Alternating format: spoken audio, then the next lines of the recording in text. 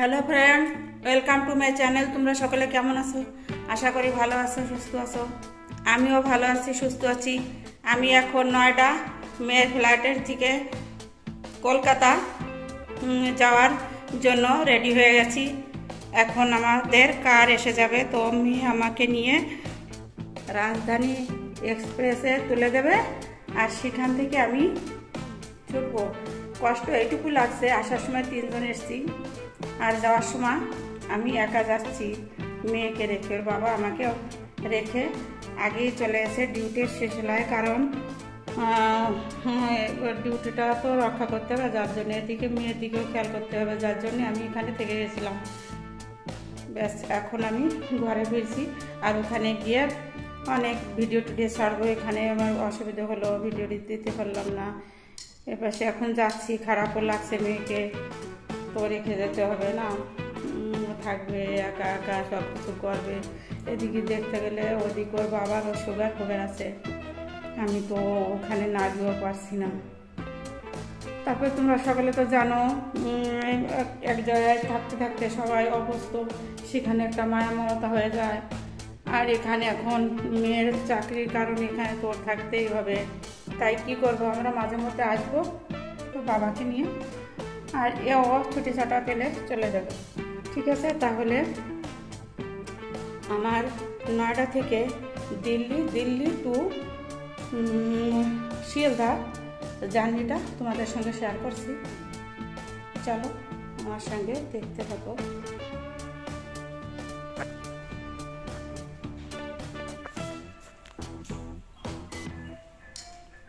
মেয়েকে রেখে যাচ্ছি, ও আমাকে তুলে দিয়ে ফিরে আসবে।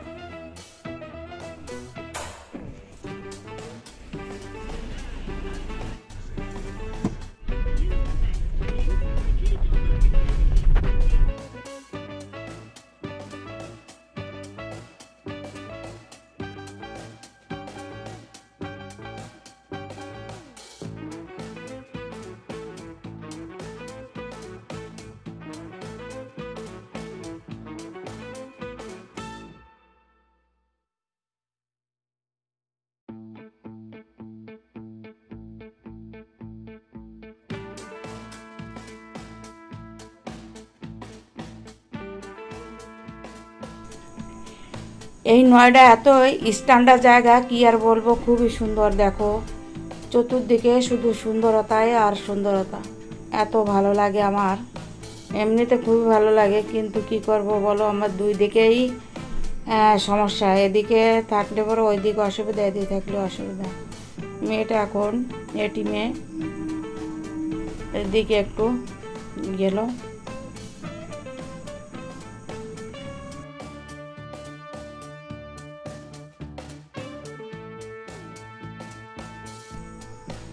সত্য কথা বলতে আর কি, এখানে শুধু বড় লোকদের জন্য আরামপ্রিয় জায়গা, কিন্তু গরিবদের জন্য শুধু কষ্টদায়ক স্থান।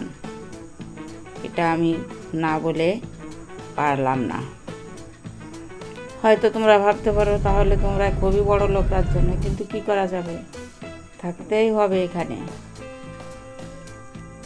পরিস্থিতি এমন হয়েছে, এখানে না থেকে যাবে কোথায়?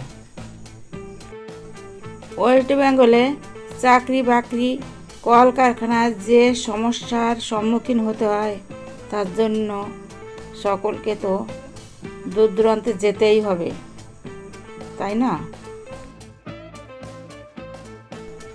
শুধু এই জায়গাটাই নয়, আরও অনেক জায়গায় অনেক কিছু আছে, কিন্তু আমাদের কলকাতায় কি আছে? শুধু একটু সুবিধা আছে, গরিবরা বসবাস করে বাঁচতে পারবে, দুমুঠ ভাত খেয়ে জীবন যাপন করতে পারবে। এটাই আমাদের কলকাতাতে সুযোগ সুবিধা আছে।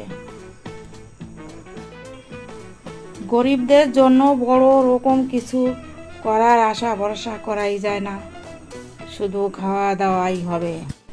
নয়ডা থেকে দিল্লি পৌঁছে গেছি কারে করে, এখন নেমে গেছি কার থেকে, স্টেশনের কাছে চলে যাব এখন।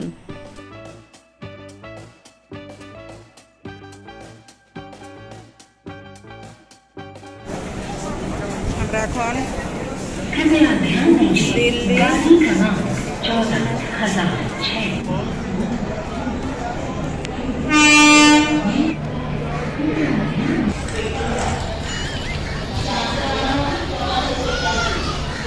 ট্রেনে যাবো আমাদের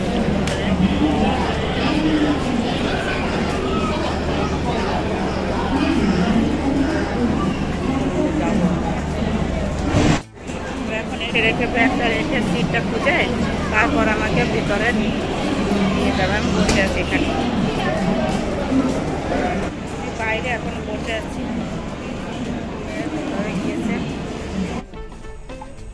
ট্রেনে উঠে পড়ছি,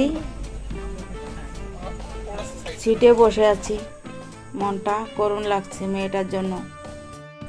মেয়েটা অনেকক্ষণ আমার পাশে বসেছিল, এখন টাইম হয়ে গেছে,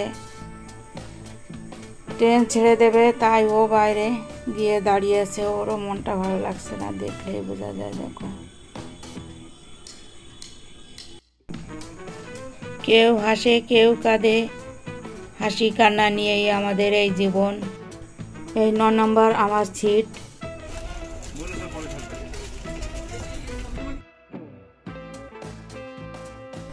ট্রেনটা ছেড়ে দিয়েছে, মেয়ে আমাকে তুলে দেওয়া তো চলে গেল, কিন্তু ওরও খারাপ লাগছে, আমারও খারাপ লাগছে। কি করা যাবে, ঘরে তো যেতেই হবে। ঠিক আছে, তোমরা আমার সাথে থেকো।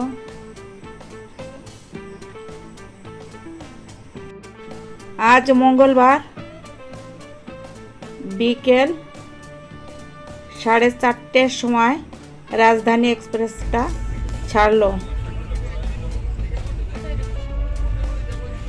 আমার সিট নাম্বার ছিল 9 আর ওই পাশের দিদিটার সিট নাম্বার ছিল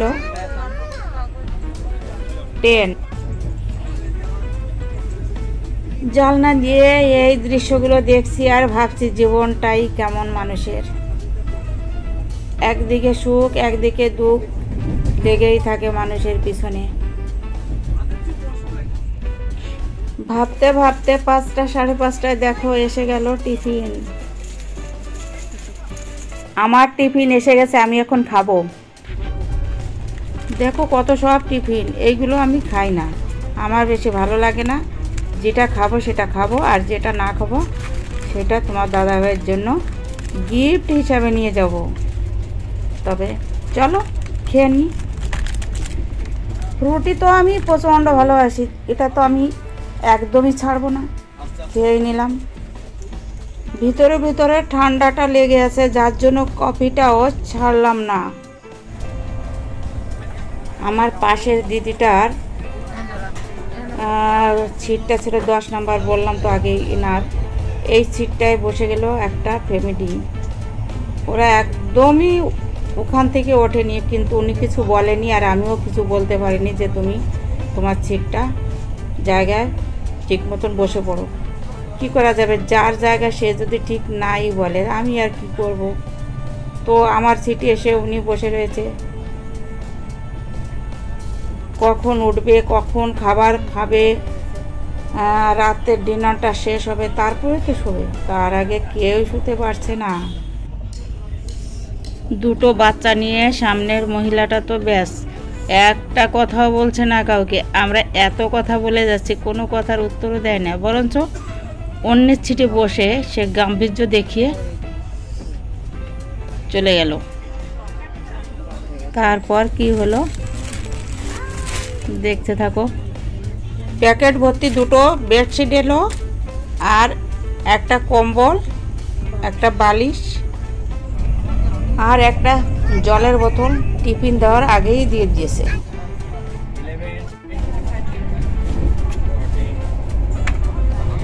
নিচে অতটুকু উপরে একটা কাগজ পেতে দাও না, দেখো উপরে খেয়ে নি, এখানে বসার জায়গা নাই, উপরে বসে আরামসে খেয়ে নে। ওই একটা কাগজ পেতে দাও, টাওয়াল দাও দাও, এই সিটের একটা ভালো করে পেতে দাও। 8টা বাজে, আমাদের খাবার চলে আসছে। আমি নন ভেজ নিয়েছি, ভাত, পরাটা, চিকেন, ডাল, আর দই। চলো বন্ধুরা খেয়ে নি এখন। কি করবো?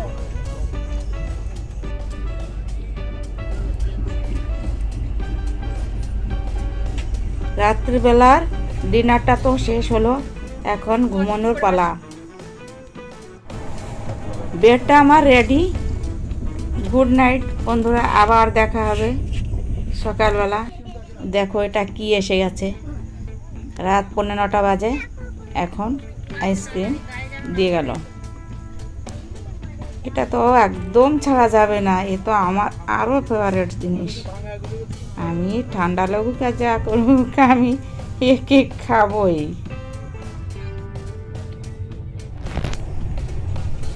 খাওয়া দাওয়া কমপ্লিট করে শুয়ে পড়েছি, তারপরে উঠে আবার আইসক্রিম খেলাম। এখন দেখো সবাই সবার জায়গায় শুয়ে পড়েছে। আমি কি করলাম, 1:30 বাজে, 9টার সময় তো ঘুমলাম। 1:30টার সময় আমার আর শরীরে পাচ্ছি না। আইসক্রিম, ফ্রুটি, চা, খাবার দাবার খেয়ে, টিফিন খেয়ে আমার এমন হাল হয়েছে, আমি একদম ঘুমোতে পারছি না। হাত পা চিউচ্ছে, এমন যন্ত্রণা কি আর বলবো। আর সারা রাত ঘুমোতে পারিনি। 1:30টার সময় ঘুম ভেঙেছে, ব্যাস তখন থেকে জেগে ওঠা নামা এদিক সেদিক করছি। এদিকে তোমাদের দাদাভাই বলে আমি 4টের সময় ফোন করবো। বলে কেন 4টের সময় ফোন করবে, কিসের জন্য? আমরা সবাইকে ঘুম ভাঙার জন্য। ভোর হচ্ছে, সকলে শুয়েই রয়েছে, আমিও শুয়ে রয়েছি। এক এক করে সব স্টেশনগুলো চলে যাচ্ছে, আসানসোল, বর্ধমান, এই সমস্ত কি কি স্টেশন আমি ঠিক আমার খেয়াল নেই। এখানে লেখা আছে, দেখে নিও তোমরা বন্ধুরা। একটা কথা বলতে চাই, তোমাদের সাপোর্ট আর ভালোবাসায় আমি এখানে এই পর্যন্ত এসেছি। আশা করি আগামী দিনে তোমরা আমার সাথে আরও থাকবে, আমাকে আরও একটু গুটি গুটি পায়ে এগিয়ে নিয়ে যাবে। আমিও আরও অন্যান্য সুন্দর সুন্দর ভিডিও দেওয়ার চেষ্টা করব। তবে তোমরা আমার পাশে থেকে কিন্তু আমাকে যেভাবে সাপোর্ট করছে এভাবে সাপোর্ট করে যেও।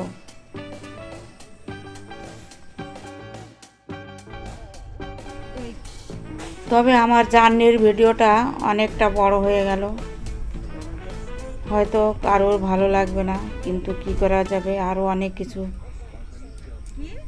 পাঠ দিয়ে দিয়েছি, যেটুকু করেছি মনোরঞ্জনের জন্য।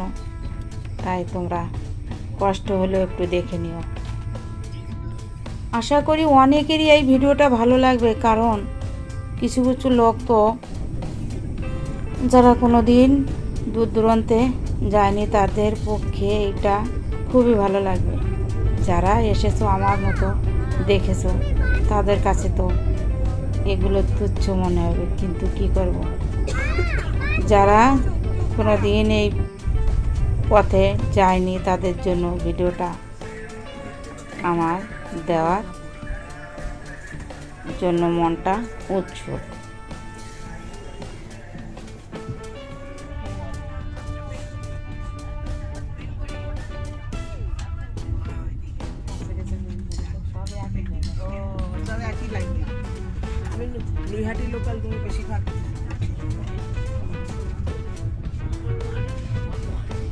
এই দেখো দুর্গাপুর, এই দূর দূরান্তে যারা থাকে তারা যখন এইখানে আসে তাদের মনটা কত ভালো লাগে। পরের দিন বুধবার সকালবেলা আর ব্রেকফাস্ট এসে গেছে, আমরা এখন খেয়ে নেব। শরীরটা বড্ড খারাপ লেগেছিল, মনে হয়েছিল না যে আর টিফিনটা খেতে পারবো। যাক, এখন ঠিক আছে, টিফিনটা খেয়েই নেব। Bardhaman junction.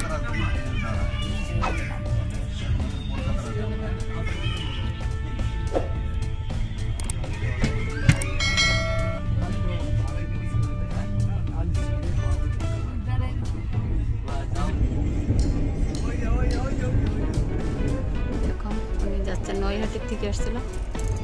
Tata bye bye, আবার দেখা হবে কোনোদিন। ভালো থাকবেন, ভালো থাকেন, সুস্থ সবাই থাকেন। ভালো থাকবেন, সুস্থ থাকুন। বাই। ঠিক আছে, একটুখানি জন্য একটু আলাপ। হ্যাঁ হ্যাঁ হ্যাঁ, ভালো থাক, সাবধানে যেও। হ্যাঁ হ্যাঁ, ওরা সাবধানে থেকো, হ্যাঁ, সাবধানে যাবে। উনিও আমার মতন সিঙ্গেল, একা এসেছিল, একা যাচ্ছে। শিয়ালদা স্টেশনে পৌঁছে গেছি। তোমাদের দাদা ভাই আমাকে নিতে আসার জন্য অপেক্ষা করছে। দিল্লি স্টেশন থেকে ট্রেনটা যখন ছেড়েছিল তখন মেয়েটাকে ছেড়ে আসার সময় মনটা খুব করুণ হয়েছিল। আর ওই মন দেখো, ওনার সঙ্গে দেখা হয়েছে, আমরা এখন ঘরে হইবো, এখান থেকে ঘরে আমাকে নিয়ে যাবে। মেয়ে আমাকে ছেড়ে দিয়েছিল, সেটা একটা দুঃখ লাগছে। আর এনার সঙ্গে দেখা হয়েছে, এটা একটা আনন্দ লাগছে। ঠিক আছে, আবার দেখা হবে নেক্সট ব্লগে। ভালো থাকো, সুস্থ থাকো তোমরাও, আর আমার পাশে থেকো। হ্যাঁ, বাই।